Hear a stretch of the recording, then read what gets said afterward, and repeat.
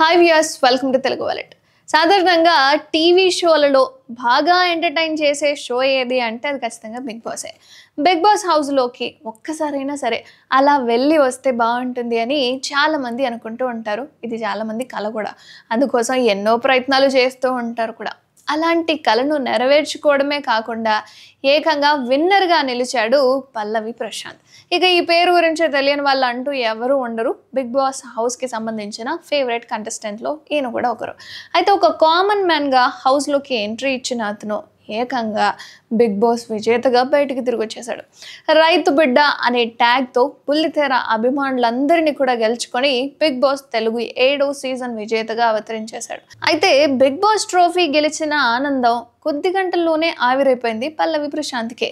Grand finale రోజు రాత్రే Annapurna studio బయట కొన్ని హింసాత్మక ఘటనలు జరిగాయి. అయితే ఈ ఘటనకు సంబంధించి ఆర్టీసీ బస్సు కూడా ధ్వంసమైపోయింది. దీంతో పోలీసులు బిగ్ బాస్ విన్నర్ పల్లవి ప్రశాంత్తో పాటు అతని తమ్ముడి మీద కూడా కేసు అనేది నమోదు చేసి అరెస్ట్ చేశారు. ఈ కేసులో భాగంగా కొద్ది రోజులు జైల్లో జీవితం గడిపాడు పల్లవి ప్రశాంత్. ఆ తర్వాత బెయిల్పై బయటకు వచ్చాడు.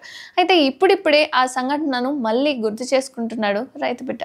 ఓ ఇంటర్వ్యూకి హాజరైన అతను చాలా ఎమోషనల్గా మాట్లాడాడంటే, ఇంత బతుకు బతికి మా నాన్నను కోర్టు మెట్లు ఎక్కేలా చేశానని కన్నీళ్లు పెట్టుకున్నాడు. ఆ రోజు జరిగిన సంఘటన తలుచుకుంటే నాకు ఎప్పటికీ బాధగానే ఉంటుందని భావోద్వేగానికి లోనైపోయాడు పల్లవి ప్రశాంత్.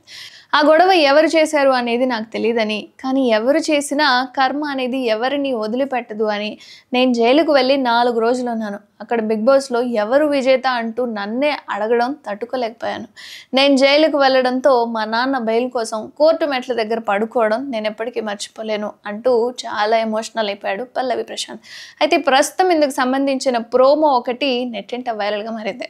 అలాగే బిగ్ బాస్ హౌస్ నుంచి బయటకు వచ్చిన తర్వాత కొన్ని టీవీ షోస్లలో, ప్రోగ్రామ్స్లో, ఈవెంట్స్లోనూ కనిపించాడు పల్లవి ప్రశాంత్. సినిమా ఛాన్సులు కూడా వచ్చాయని ప్రచారం జరిగినా కూడా ఇప్పటి వరకు ఒకటి కూడా పట్టాలు ఎక్కలేదు. అయితే సోషల్ మీడియాలో మాత్రం ఫుల్ యాక్టివ్గా ఉంటాడు పల్లవి ప్రశాంత్.